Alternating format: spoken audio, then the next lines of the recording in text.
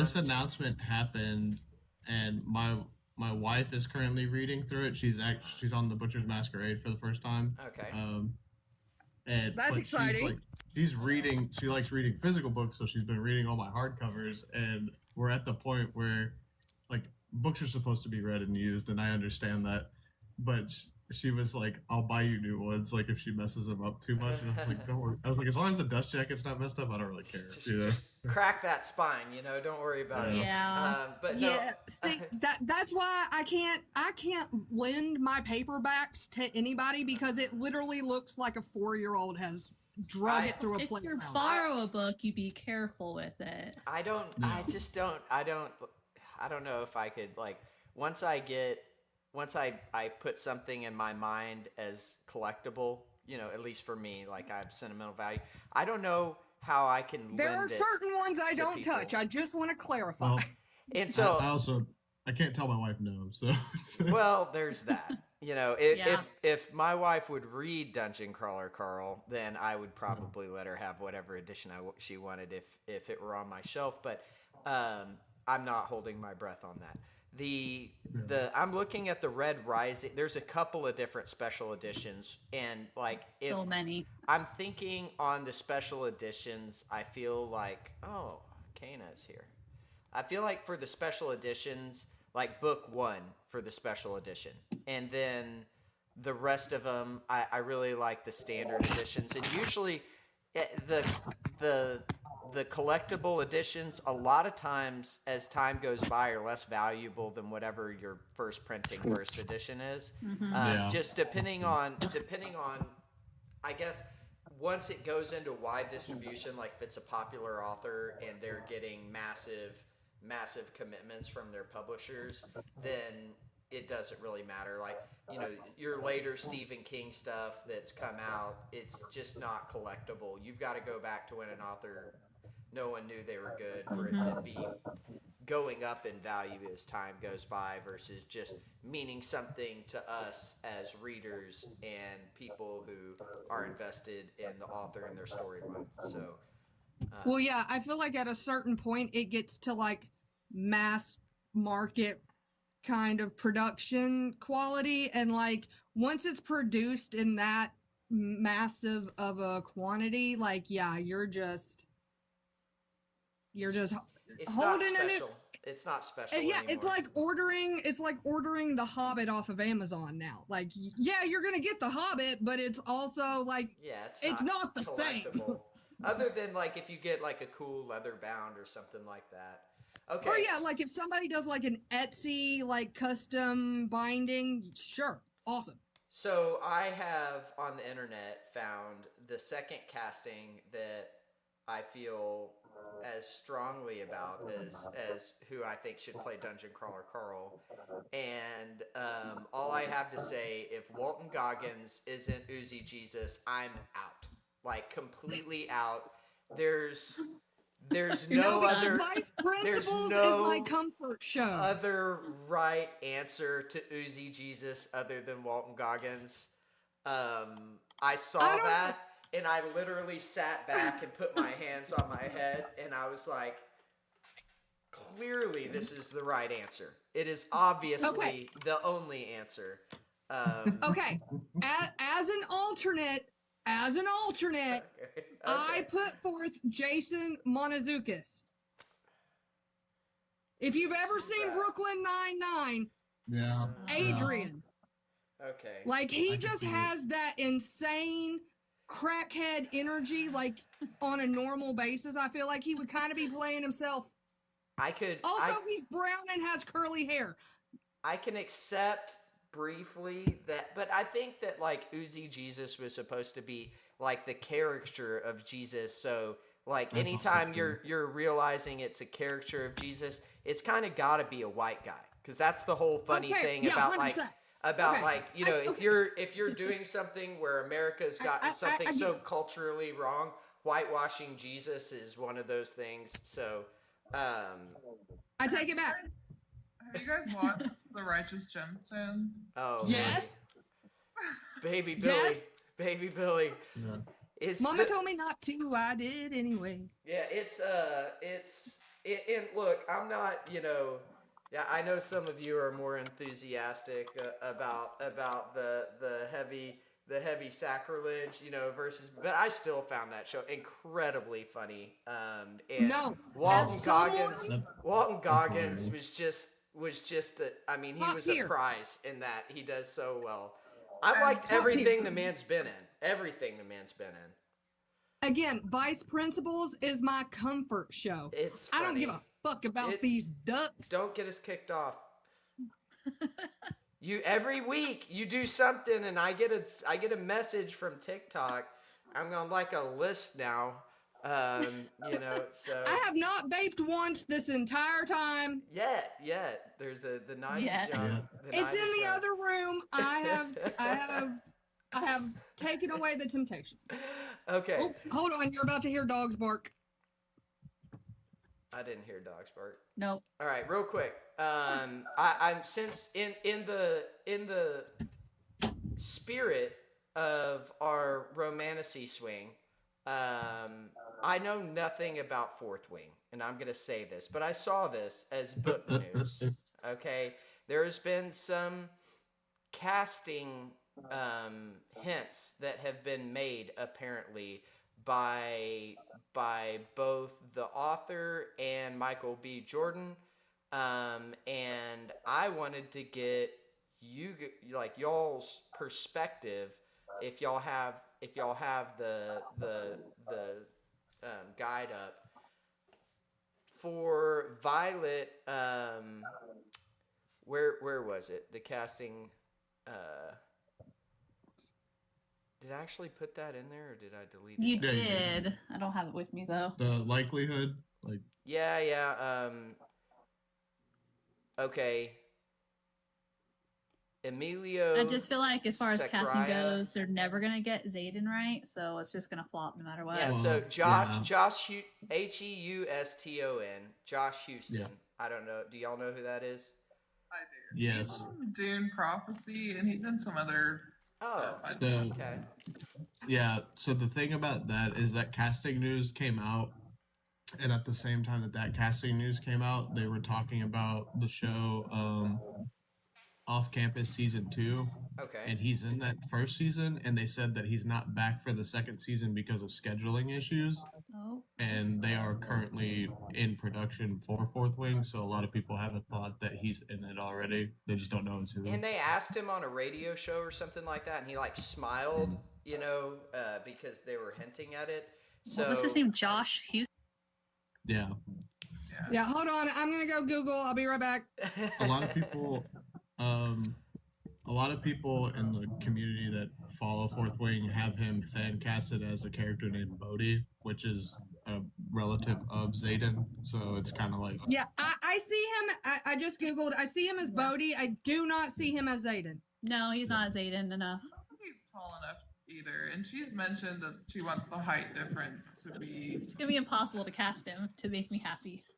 See, this is Fair, why yeah. you have to float the castings, and I guess there's a lot of negotiation that happens with it, where you have to have consensus between. But there are certain projects like this where they've talked about the Red Dead TV adaptation some on the internet, and there have been actors coming out. That one guy was like, "I'll do it for free," and they've come out openly wanting that. And so there's some things, and I think if you do Zayden and you do it well, that could be a career-defining role to launch. Like, especially if it's an unknown talent, that's a career-launching role. And you're going to be typecast forever as like an object of desire. But Hey, to be fair, Rob Pattinson made it out. I don't associate him with Edward anymore. I've seen True. so much more of his work now.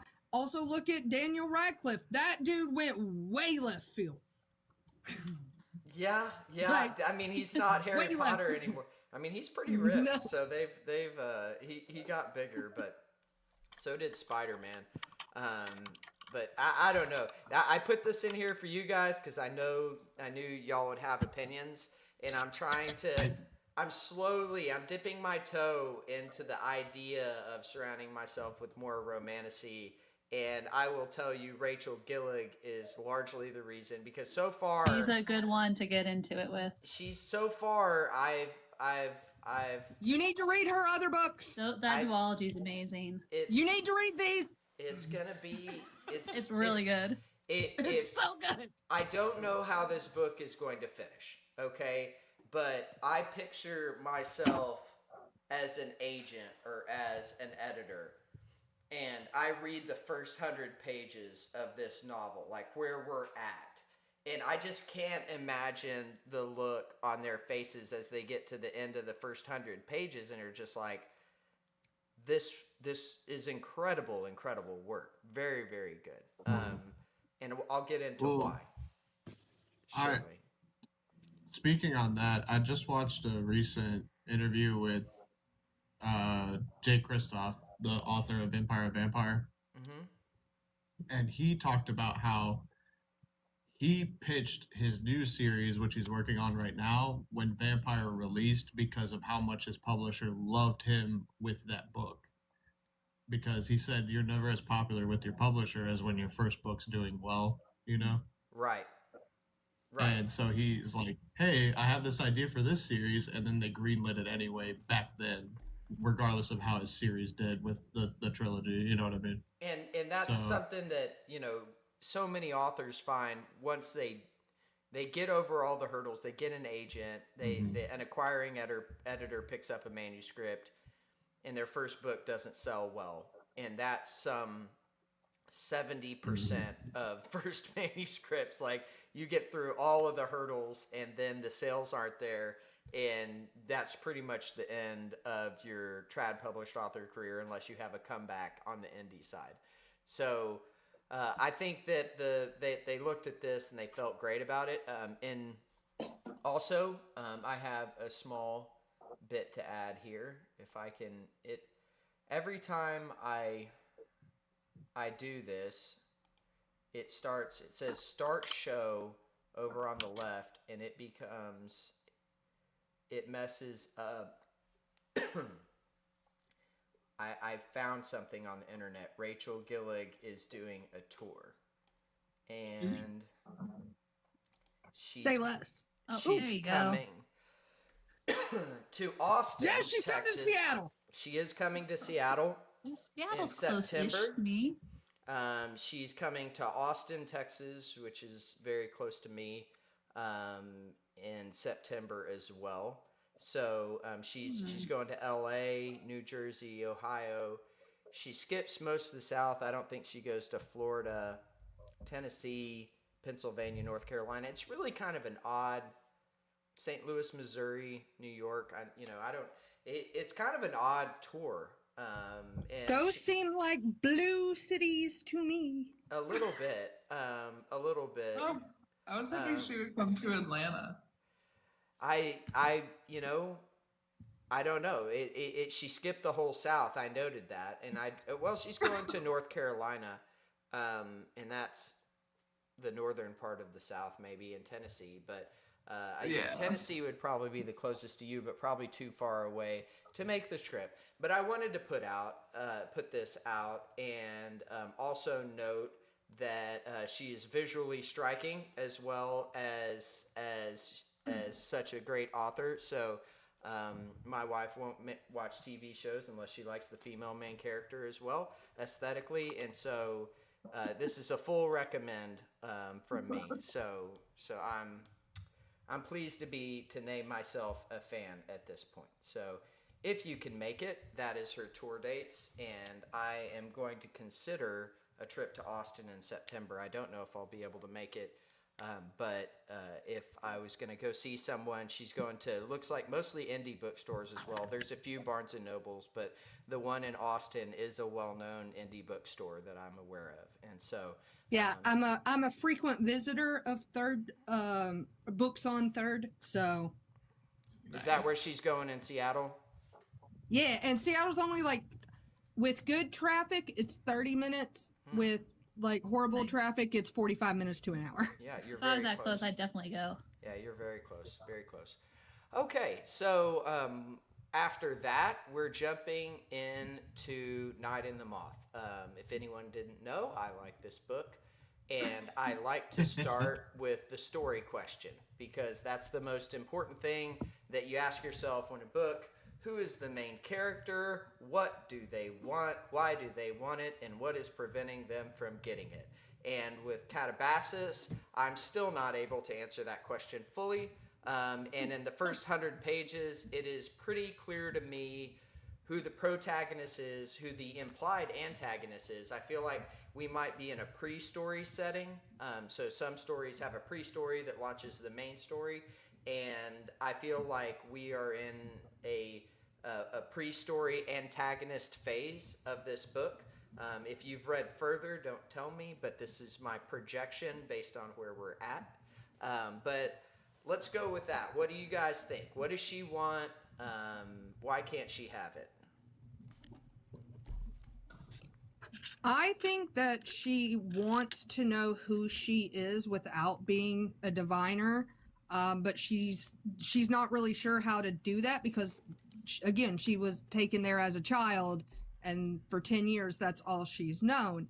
So I don't know about you guys, but I remember the feeling of being 17, about to be 18, graduating high school, and not knowing anything about the world or how I was going to make it.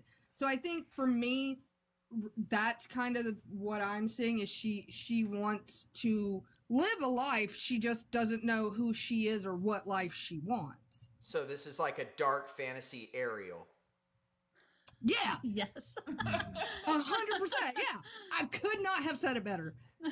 So I know that there's a world outside of the monastery where I am bound, and I am very tempted by any opportunity that I have to experience that, but I don't feel like Ariel felt guilty about it at all. Whereas there's a lot of guilt built in internal struggle. To 6, yeah. and because she's always been wanting to be the best diviner, and now that she's almost done, now she's considering life outside of it. She appreciates what was done for her as a foundling. Now, I don't know that. I think the reverse with Ariel is that, and I don't know why I'm going on a Little Mermaid kick, but here we go. Sorry, everybody. There's a lot of darkness in princess stories if you look and you think about them. So from a motivation standpoint, I feel like 6 appreciates her captors to an extent, but doesn't have enough context to understand that anything that is happening around her is wrong. And so that's one of the problems that you see with her, and is very well developed. Is it's a really interesting take on a naive protagonist, in that you would think, and this is where emotionally in the emotional development, you would think being, consecutively drowned most days of your life would lead you to dislike the place where you lived. But she sees this very much as an opportunity and an honor. It's very much giving Stockholm syndrome. Yeah. Feed me to the monster, because that's the special. If you're the special version that gets thrown into the lava, you're like their memory gets wiped. They're just being groomed to believe that this is great stuff for them, and like this is their life. It's what? And like, that they get to leave. It's very culty, and not like the leave. Fun way we're in a cult. Like, it's very culty, like Jonestown. Yeah, it is. Yeah. It is. And it's monetized. So that's the other thing that's interesting about this, is that the how they're manipulated and how the characters are being taken advantage of is monetized by the abbess. And we don't know if there's something higher than the abbess, or if she's just, if there's some hierarchy outside of her. It's used for the maintenance of the monastery. but we Yeah. haven't been given. Honestly, that's like so fishy. that's a great point because I hadn't even thought of that. Like, is she like the Pope, and is there like somebody that she answers to? Like, what I like suspect there's are there someone other above her. branches of diviners throughout the realm? So we've done a lot of world building and done it very well through the perspective of somebody who only has very small snippets of information surrounding the outside world. And one of the ways that I felt like Gillig did a good job with this is they tell each other stories. But the stories are basically a sequence of 6 or 7 sentences about what they might think or feel when they hit keywords of things outside of the monastery or the abbey or whatever we're calling this. And so the stories are very shallow, but they are all very invested in the idea and concept of these very shallow stories.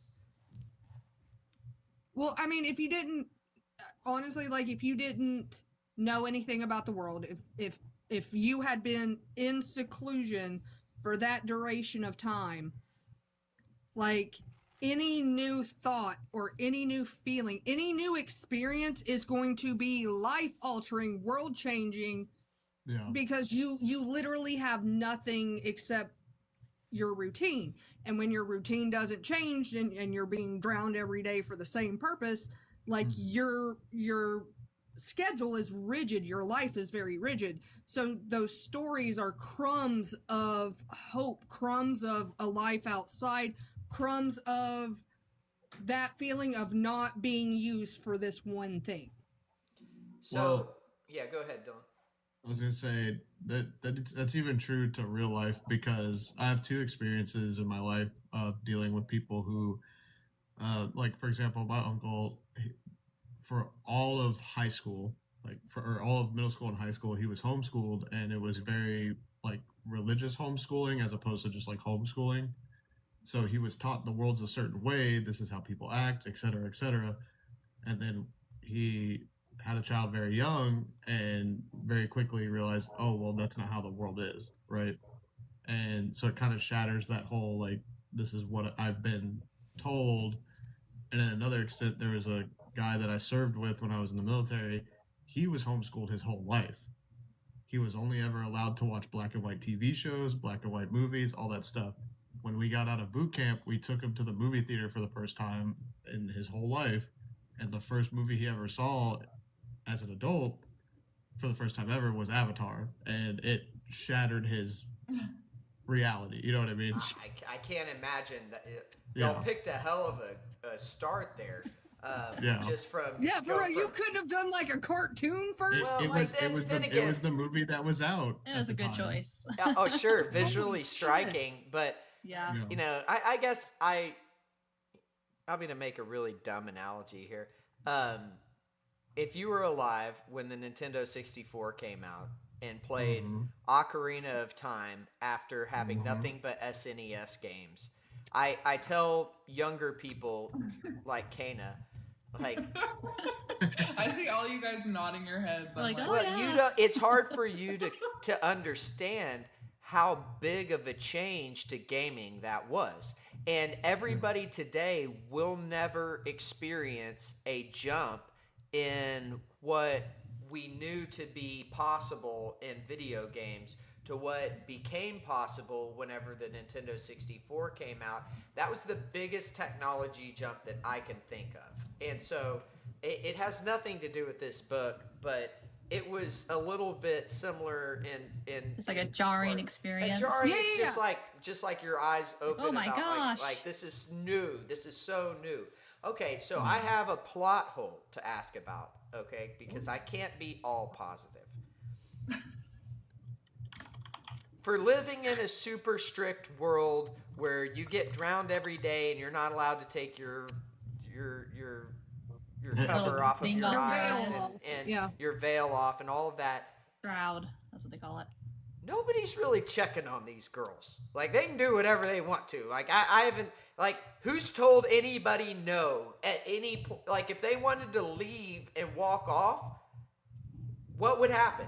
Like the gargoyles are gonna go chase after him? I don't think so. I think the gargoyles would chase him. For how long? Like, you know, the Spren and the gargoyles, maybe they'd chase him, but they go off and they're rolling in the grass with every soldier that drives by, and like, you know, they're just their whole, like, I mean, not to, like, it's pretty promiscuous for a very repressed, you know, abbey and things like that. Look, all I'm saying is, as someone who grew up in a very Southern Baptist household in BFE nowhere, Southwest Virginia, my mom literally booted me out of the door as soon as light was available, locked that, and told me to get water from the hose.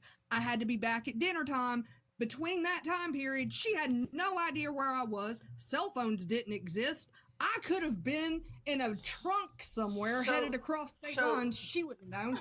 That's in okay, if like we're going to repressive culture, okay, which, you know, I'm still, most of the mistakes people make in the application of tradition is made by the person, not necessarily in the tradition itself, and I'm a believer in that. But whenever people become post-pubescent, okay, parents tend to get a little bit more strict than they were whenever they were 9 or 10. Don't ask me why, but as soon as the idea or concept that they could be doing something like that out in the back seat of some car, girls get checked on a little bit more than when, like, they're, you know, it's like, you know, get out of the house and don't come. But it's like, now it's a curfew. Who are you out with? Are there going to be any boys there? You know, and the abbess never asked anybody if any boys were going to really be there. cares, Is my point. She's But had no. I feel rules, but I feel like it's very like also, socially enforced, not necessarily. But we're also looking at physically. this from the perspective: what's the day count till they get out? It was like 60 days, so they're of age. So Getting there. again, 40, I'm 47 sure that days, like, I think it was. well, for me, the way I think about it is this: if they're only 2 months out from being, you know, aged out of the system, if you will, they're gonna get new fucking diviners in like 2 months. I'm pretty sure at this point the abbess is just like, it's 2 months. What's the worst that could happen? F them. Maybe, but they've also talked about their past promiscuity, right? About I think in like after they're done with their job, she just says move on. But Yeah. if they're So- this important, I got the coin. They got whatever visions you saw. I don't care at this point. Well, I'm gonna yeah. go count. I'm gonna Mr. Crab my money over here. Yeah. they're And not y'all can supposed go to do whatever. leave, but it doesn't seem like she really cares because It- she's got to know that they're sneaking over the wall. it feels strange to me that you have It is weird. 6 teenage girls, okay, and number one, the age gaps with the soldiers is a little concerning, but I'm not going to bring it up. But Always concerning in these books. I mean, again, like Ariel, okay, who was supposed to be 15 or 16 in that movie, but like that, some of this coming of age stuff is a little, ick. But at the same time, it never occurs to any of the characters just to leave and not come back. And they all can't wait to leave. And their whole mind and their whole dream and everything that's built around it is when we leave this place, whenever we're done with our service, whenever we're released or whatever, this is what I'm going to do, that is what I'm going to do. And it doesn't feel to me that any of them are considering leaving outside of their dedicated term of service. And I don't know. Maybe that's why they're given the freedom at night so that they are able to experience some stuff and they're not as tempted to run away, so they're not on strict lockdown. Sure. That's a good point, but also, how would they even, like, as far as I know, like, yes, the abbess or the abbey gets coinage for getting or for doing a divination, but we don't know if any portion of that is going to the girls at the They don't moment. even Do have they shoes. have, like, They- you know what I they're mean? not- So, well, like, you they don't. don't That's have, they really discussed don't have with the soldiers. any means of escape right now. So with the a hope of soldiers, survival. the soldiers discussed this, and that's a yes and a no, because we had a quasi proposal during a forced tree encounter that she was trying to make MMC jealous, so she went off into the woods with another soldier. And this was discussed about how he wanted to marry her. Oh, what would my family think if I married a diviner? That would be pretty cool. And she's like, "Ick, move on. This is not supposed to be. You're not even who I want to be here with right now." But I'm not going to say that out loud because tension. Yeah. So which I get, and I'm not beating on this book.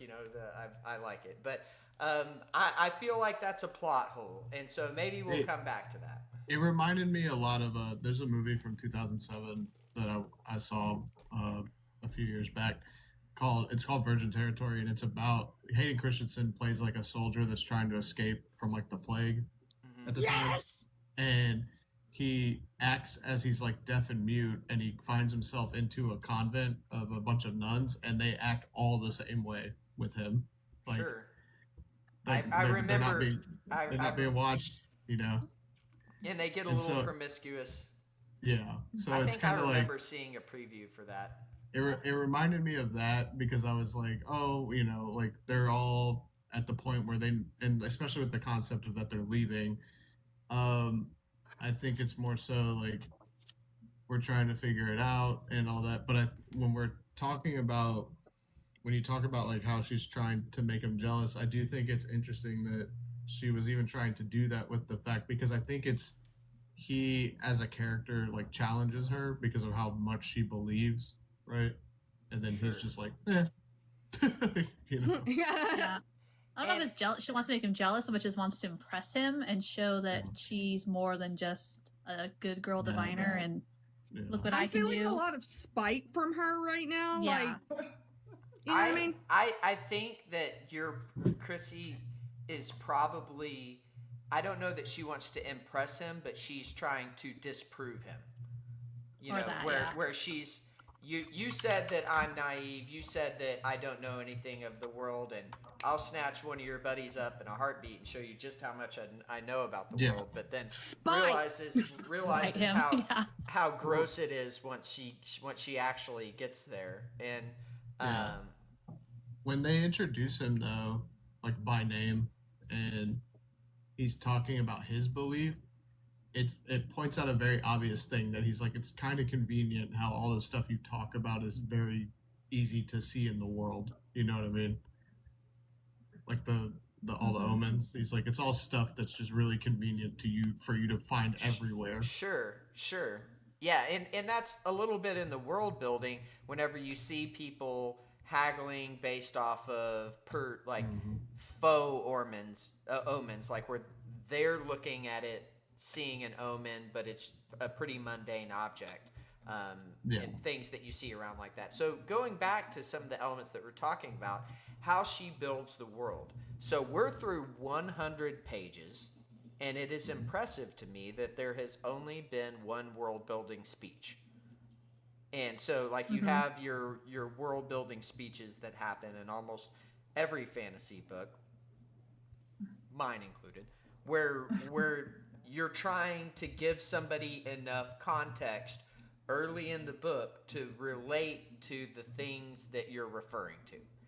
And I thought that we'd get that with the different omens and the different gods associated with each of the omens, but that was integrated very smoothly through action and not through any sort of it's things that are happening. How she built the world in her other duology as well. It was just little bits here and there, and it just felt natural. And we haven't gotten a monologue yet. We did get one monologue where the abbess before the king's divination. I meant for like the world building monologue where we go into like. So the abbess before Six gave her divination for the king, said, "Oh, does the king not want the story?"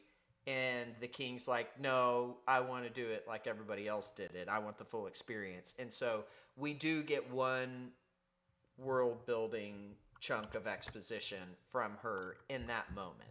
But other than that one moment, I felt like the world building in this book was very expertly done. I felt like she did a very, very good job. That was one of the biggest things I was impressed with, was how interesting the world became. And I'll use an analogy like John Wick had some of the best world building, where you feel like the world's so much bigger, and you feel like I'm getting to glimpse into something that I'm not a part of, and I'm able to see and understand it.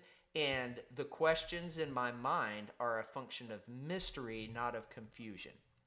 And so if you can do this and you can create a sense of mystery where I want to know more about this and I have more questions, and that's really weird and strange, versus wait, plot hole, oh well, if this is this, why is that?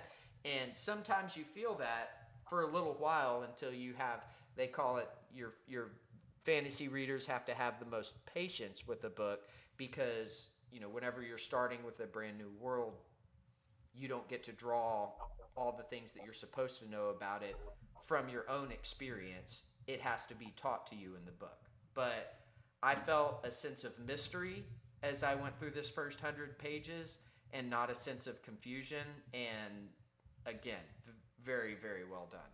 Like, it makes you want to know more rather than you just being like, eh. For sure. Well, I love that it also gives you a chance to use your imagination to see, like, as you're reading it, you get a chance to kind of imagine the world as you see it. I mean, you do that with any book, but like with only crumbs of details about the world, it really makes you hungry for more information. And it also gives you a chance to kind of imagine how you see that world based on those little context clues. And then what makes me happiest about it is when we actually kind of get to a reveal, I'll say. Like, we haven't got there yet, but once we get the reveal, I always like to kind of compare to how I saw things, and then the author explains the world further. I'm like, how close was I? And I will also say, based off of her writing in her other books, because I've read the other two, she does a very good job of making a story feel isolated enough in a larger world where that there's so much happening outside of it, but you're so focused on the investment in the characters and how that stuff works and how it affects them, rather than their piece of the world. Their little piece of the world is interesting. And I, to your point, we've not even left the Abbey except for like a little firelight competition. Festival, into the festival. Town or whatever. And we've have a very small setting, but from this very small setting, I feel like the depth of this world is definitely there, and that's gonna be good. I'm for it. And the term that I'll use for what we are set up to be based on the world building so far is, as new details are revealed to us, we will be surprised and delighted by them. And that's what I feel like. This is the path that I'm walking. So I had a hard time stopping at this chapter. I very much wanted to know what was happening in chapter 9. I kind of did read chapter 9. I think a lot of y'all did. You couldn't. I am faithful to my commitment on. It was a good stopping point, really, because then the next part started. So thank you. Technically, part 1 ends after chapter 9. I'm just going by structure. Exactly. Okay. I appreciate y'all's temptation to read a little bit ahead, but I will say that now this week y'all only have 7 chapters that you're supposed to read instead of 8. So you opened a Christmas present early, and now you have less presents on Christmas. So that's unless they just keep reading. And you could, and I am always flexible on what we set out as a target to agree on how far we want to read or how quickly we want to progress through these books, because I could read this whole book in a week, and I have massive tonal whiplash right now because I'm reading John Gwynn next to this book, and it's so different. It's so different. Yeah, that's actually what's helping me right now. I'm 370 pages in to Shadow of the Gods, and the different point of views have still not converged. And The point of views in that book drove me crazy. It's like, quit switching point of views every chapter. It is. I'm not gonna lie to you. I almost DNF'd it because I can't. I hate that. Give me at least 3 to 4 chapters of a point of view, and then switch. Because if I have to go back, I lose my mind. You know what I did? I stopped reading some chapters and would skip ahead and then go back so I could have the continuation. Some continuity. It drove me that crazy. Like, I'll come back to you. So, like, I very much enjoy John Gwynn's writing. He says towards instead of toward in his writing. Thought cage. I say the thought cage. The thought cage is good. Cage. But I on my editing, I say towards in my head, and so I write with towards. And the Chicago style of editing slaps me on the wrist every time I do it. And so I've started writing with toward instead of towards. And I was reading that book, and I'm like, if John Gwynn can say towards, I can too. But I'm already too committed to toward at this point.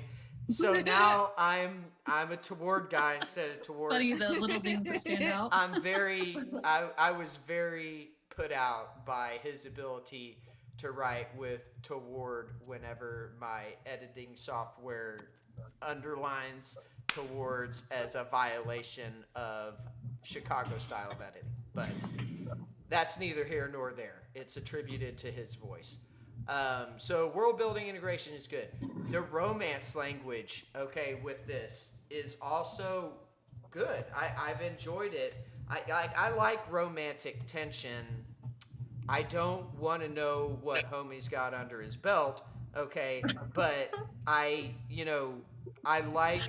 like the romantic tension that has been built, and what I like about it is whenever you look at how this is thin sliced, when she notices his reactions, she's noticing it very in a way that integrates his body into the description. And you can feel some of her tension and some of where her mind is going to, even though she doesn't want it to go there with him, especially in the enemies to lovers trope.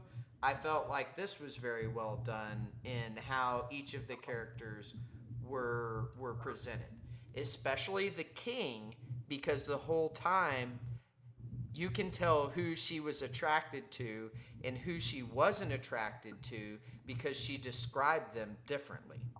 Yeah. And so I felt like that was very, very well done because you were introduced to two characters, and it wasn't the rich guy that she wanted, which is a anti-romantasy trope, I believe. If I have most romantasy, actually, the knight's probably like hyper rich from his family or something. We'll find that out wondering later. if the knight's not really the king in disguise, just because. Like wouldn't that Padme be interesting? Situation. Just the way they treat the king is so casual, you know. Yes. This has got to be. He's not really the king. But they also treat Rory casually. This is true. And so it feels they're all very familiar with each other in a way that's unexpected, which I think anytime I want to get to know their characters more for that reason. And it's interesting because it's unexpected, and it's noted how unexpected it is through the writing and how they're treating everything else. Anyone have any guesses on what the king wanted with the water from the spring? Honestly, like first they said it was just like a small amount of water, right? Jug, pitcher, okay. Flagon. Flagon, that's the word. There you go. So I'm thinking one of two things. Are they going to try and use that water to bless something? Like, are they trying to use it for like a None of them feel that religious to me. Well, okay. And then my second thing is, how can we find a way to weaponize this special water? Yeah. They're doing some sort of experiment with it, I think. I think they might have wondered, to me, I read it as maybe they wondered if the diviners are actually special, or if you could drown anyone in the water and they have a vision or something like that. So I wonder if they're just waterboarding each other for fun. It sounds like a very that's my other thing. You at that point you have to fill up a bowl halfway and just hold somebody's head in the bowl. Put a towel over their head and just pour. You can drown someone. Maybe if they're like, maybe if we just drink it, something will happen. Well, that's my other thing. Like, maybe they think ingesting it, because like when you drown, the whole idea, the whole physical thing of drowning is you are ingesting water at a certain point that goes into your lungs, and you are not able to. It's described. It's described when she stops fighting the water and feels it, in her mouth or whatever. So maybe they do think that drinking it or ingesting it in some way will help them gain some kind of power. Who knows? I don't know. I also got the impression that they weren't very religious, so I thought, and just because of how it's described, that the abbess and this religion basically has more power than the throne. I thought they were trying to disprove something about the divinations and able to undermine the church or whatever. So I agree with that. I think it's more so they're trying to show that they don't need the church, because that's when he asked the question, are diviners the only one that dream? You know what I mean? So he's like, is it possible that other people can do it? And he even says that he's like, what is a foundling? He's just asking those questions of trying to break down the logic of why only they can do it. So I just, as soon as you said that, all I could see in my head was the king going back to his kingdom, grabbing a little orphan off one of the slums and being like, you're technically a foundling. You don't have parents. Drown him. He doesn't strike me as that type of character yet, but I would call it surprised, but not delighted. But if that came to pass, but the structure of the church is also odd to me, because I don't know how you have sub churches if everything in each town where people are observing this religion of theirs, if everything is built around this pilgrimage to the divinations. But I digress, as that's not on the outline, but it makes me wonder, I was going to say, how did the muses, how did the Greeks do it with muses? There weren't a muse in every single town, right?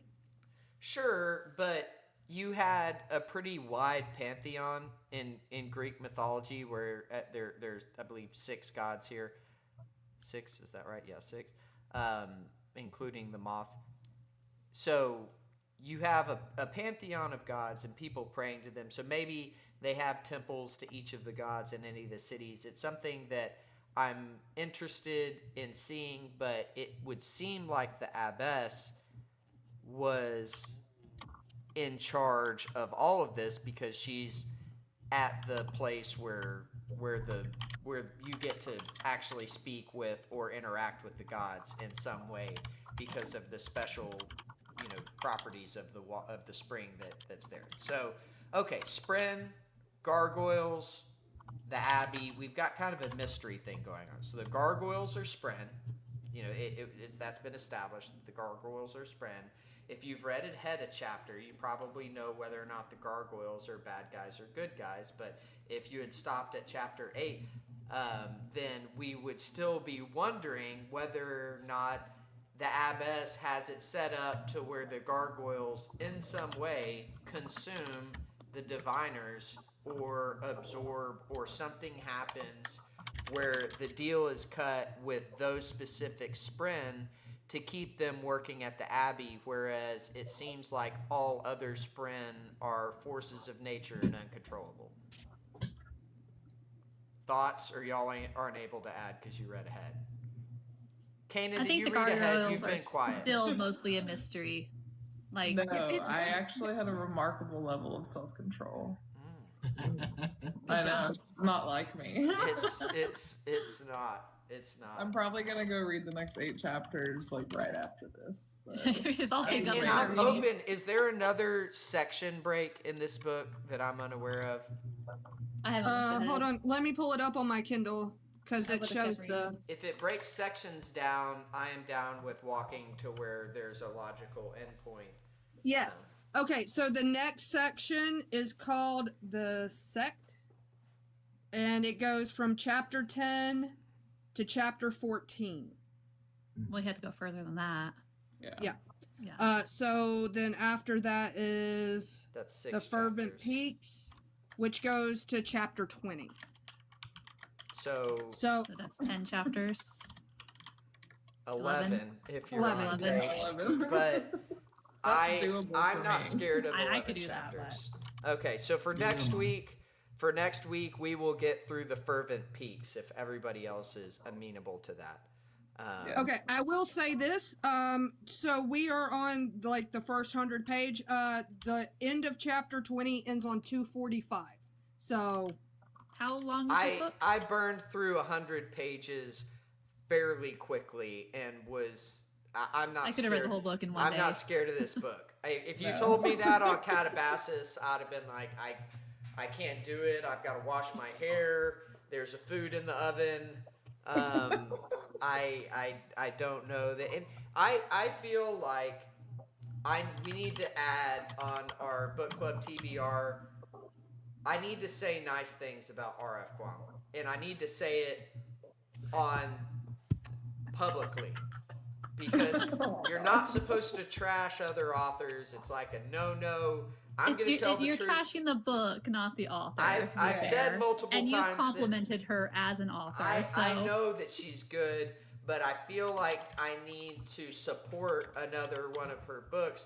Unfortunately, Dylan has read every other book that she's written, I feel like. And so anything for him, he's already done Yellowface. He's already done Babel.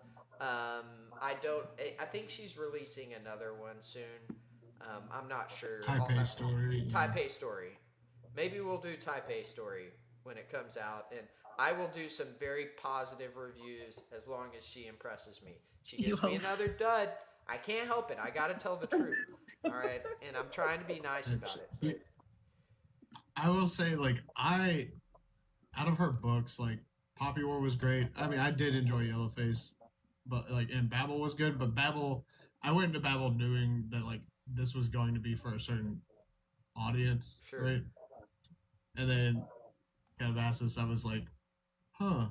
And then it just, I was even at the end, I was confused. I was like, okay. Yeah, I don't know. I'm not getting back on it. I keep seeing it everywhere I go. I don't know why. Like it just It's pops out haunting of you. me now. That's our level of hell. It's repeating itself. You're stuck. You need to turn in your dissertation for where Yeah. you're at, and then you can move beyond it. I feel like I broke that down fairly well. I put it in the slot, and I'm refusing to do revisions. So next.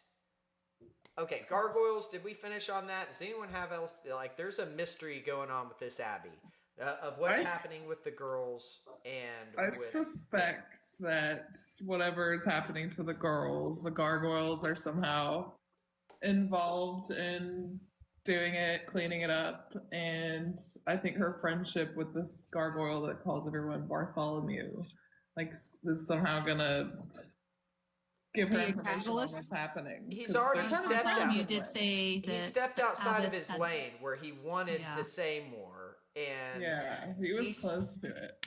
and I love the Bartholomew. Oh, looks like it's Court. time for me to head out, guys. Oh, okay. I gotta get Can't ready go. to I go. gotta go too. Bye. Bye. Sorry. Talk to you later. See you later. Bye. So the Bartholomew cork, a lot of times you can make a character memorable by giving them a cork, and that's advice. That's general advice. The Bartholomew thing to me is funny, and It's hilarious. I listen to the audiobook because I do a lot of moving around, and I will say that it threw me off, and I even Googled it because the audiobook narrator from this book sounds very much like the audiobook reader from Calabasas. And it was hurting me. It was hurting me. Yikes. It was hurting me when it started because I was having like flashbacks and just how they lower the register to when a man talks a little bit. I don't know if that's like a very common tactic, but I thought it was the same person, and I was going to be surprised by that, but it is not the same person, but very similar cadence, very similar vocal intonations, but the Bartholomew thing is funny. He is very funny. The things he says are hilarious. I like it, and I like that he calls everyone Bartholomew. It's probably one of my favorite small tidbit personality quirks that I've seen in fantasy writing. It's a funny one. Rory's reading. We're almost done. The prophecy material does a lot of work early, and a lot of world building's been seen through prophecy. It happened kind of fast, but what did y'all get from the reading? What was the prophecy again? I think I missed that part. So when she drowns, when Bartholomew drowns her, and she is in the dark, and the moth lands on her face, and this is different from any of the other visions, and typically. So I'm trying to remember what was said about the moth. It's supposed to be something you see kind of when you die, right? She said or was asking something about like, does that mean death is coming or that signals death? So that's what I took from it. It was a warning to what was going to happen to her. First Law trilogy or Vampire Empire trilogy next? Empire of the Vampire. Unless you've read Grim Dark Fantasy before. Yeah, okay. So first, Abercrombie is like the king of Grim Dark. Yeah. So maybe I've not read the Vampire Empire trilogy, so I don't know. Is it lighter than First Law? It's the Jay Kristoff novels. It's very much, it is dark. Don't get me wrong. It's very dark, but it's written in the same sense as like Interview with the Vampire, where like you're being told the story, but not in the same way as Calabasas. Like there's not that type of reflection. It's like the scene set up where he's telling you the story, and then it cuts into it actively happening. Sure. The story's finished, you know, when like granted First Law trilogy is finished too, but there's a resolution in the sense of like the magic system's interesting, the characters are interesting, like you want to know how it got to that point from the very beginning, because like it's very much like when he's talking at the beginning of the book, you're at the end of the story and you're trying to find out how he got there, right? So it creates a little bit of a mystery. Whereas with the First Law, like you're just thrust into this world and you're trying to like you're figuring it out as they're figuring it out, but like there's not really context clues until like the first 100 pages. You have to have some patience there that you don't necessarily have to have otherwise. Well, there you have it from Dylan, and I trust Dylan. So the answer is my personal, when I read Empire of the Vampire was my favorite book of that year that I read, and I read a lot of books that year. That's a good recommendation. If you're not going to get a better rec than that, from somebody. So my advice is to read them both, and so I think you're not going to lose with either of those. They're both very good trilogies. It's just a matter of when. But good books to have on your TBR. Right now, I would recommend, if you haven't read a romantasy book, start Night in the Moth, because I think you'd knock this one out pretty quickly. So, best element, final impressions. Kana, what's your favorite thing so far? Well, I mean, enemies to lovers is probably my favorite romantasy trope, and like we already discussed, it's being done super well. Like all of the tension in the build-up, but you can still tell that in her monologue, like she actually does not like him. She's just a little attracted to him. She doesn't think she likes him yet, but she feels challenged by him. How did you feel about her picking him up? I thought that was kind of. I think I love it because I love an FMC with some spunk, and that was probably one of the spunkiest things she's done so far. I was surprised by it. You know, I didn't. Yeah. I kept wondering, like, the obvious thing to do is like, ooh, I'm gonna kiss the knight and make him fall over, and like that was tried and failed miserably, and so I felt like the way that scene progressed could have felt pretty cliche and ended up not feeling all that cliche. And I like how she, yeah, it was a familiar feeling that I had going into it, and a little bit of an unfamiliar outcome. So I was happy with it. What about you, Dylan? Favorite thing about it so far? I'm very much, because I know her and her writing and the magic system she put in the first 2 books that she wrote, I know that there's going to be something about the magic system, because she has this thing where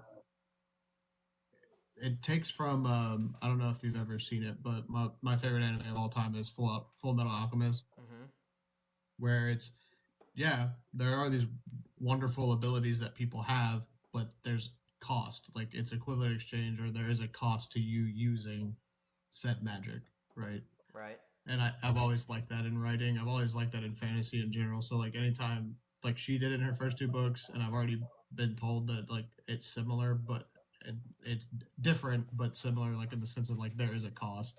So it's kind of like, what is it? That's what I'm trying to figure out. It's interesting so far in the book that I've remained invested with the magic system, and I haven't even really noted, and that should have been in my notes here, that we haven't discussed a true it's been mysticism, not magic so far. Yeah. And you know, the religious mysticism in a way that is presented as reality, and I have to think that there's some legitimacy to the religious mysticism in this world. So the fact that there's no magic system so far, but that your interest is there, so you're anticipating the magic system. I think it's more so for me when I say magic system. I think it's more so like the mysticism. Like she's introduced like the spring and like the diviners and stuff like that. But like, what is the actual cost? Because it can't just be, oh, we found these kids and you know what I mean. So it's there's got to be something that they did to make somebody special, a ritual or something like that. Interesting. Yeah. So, interesting on that. I am going to say, for me, my favorite thing so far is literally the written prose. I have enjoyed it. I think she writes beautifully. It reminds me of Scott Lynch. I said that in a post of where it feels older than what it is. It makes the world feel older. It makes it feel sophisticated in a way that it's like listening. Why Americans are enamored with British people. I don't think they are smarter than us, but they certainly sound smarter than Americans whenever they speak. And if you've ever been around a British kid, every British kid sounds incredibly well spoken to me, and it's just culturally there. So the way that she writes makes the book feel more mysterious and mystical, and it feels like I'm in a different world versus a straight up commercial prose voice where, you know, more of like a Sandersonian level of prose. I couldn't write like her if I wanted to. I'd sound dumb. But she does it, and she does it well. So that's been my favorite thing so far. So what you described too with her prose and how it enhances like the mysticism of it, like that's what I love so much about the One Dark Window series. And in Yeah. that one too, there's like a poetry element to it, which maybe wouldn't have been my favorite thing. And like if you think about GCC, Oh, I they're loved it. making fun of It's poetry. like poetry. But no, it was so well done, and it added to the story. It does add to the story. He's You couldn't incredible. write like this in Dungeon Crawler Carl. And what makes Dungeon Crawler Carl interesting and exciting is partially how what's the word that I'm looking for? He's not trying to impress anybody, you know, and he's very in your face with, if I want to do something that almost anybody else would say this is unpublishable because you have a pregnant demon giving birth over and over and over, like that, like there's in you know, among a lot of the very I would say, you know, more liberal readers and your liberal readership that's out there, Matt Denneman has gotten a lot of passes that other authors would not get, because you know it's made, and I have no problem with it. I'm like one of the least offended people on the planet myself. So I don't get offended about generally anything. Everybody's opinions are interesting to me, and it's fun to watch. So Matt Denneman is different, very different than Rachel Gillig. I enjoyed both. I'm especially enjoying Rachel Gillig right now in her story, because I guess it's like wearing clothes that match. You know, her prose matches her narrative in the same way that Matt's prose matches his narrative. And so neither of them clash. So it's very well done.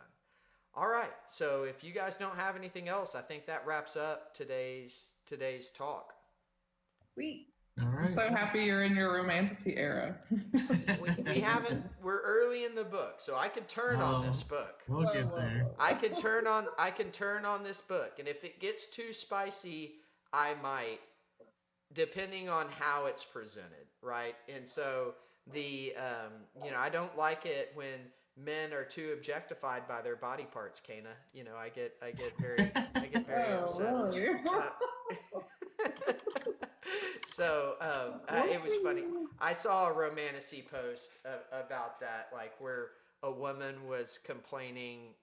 She was talking about her own writing, but they started with the perspective where a woman was complaining about how men write women in novels, and then she starts, you know, talking about how she writes men in her novels, and it was self-deprecating and kind of funny, because you know it is tropey in how it's executed. So we'll see how Rachel does. I'm hoping that she maintains the decorum that I've seen so far. I think that she's executed most of the scenes, and I'm okay with some spicy scenes. All right, I'm not saying that, like, I mean, that's a part of the book. It's a part of life. It's one of the better parts of life. And so if it's in life, it needs to be in the books. And so, but it needs to feel authentic to me, and it needs to feel realistic, and it needs to feel like it's plausible. So we'll see how it's done. I'm very excited for it, and I'm excited to see you guys again next week. It was very much fun. Thank you if you watched from the internet. Thank you, guys. See you next week. Next week. See y'all. Bye. Bye.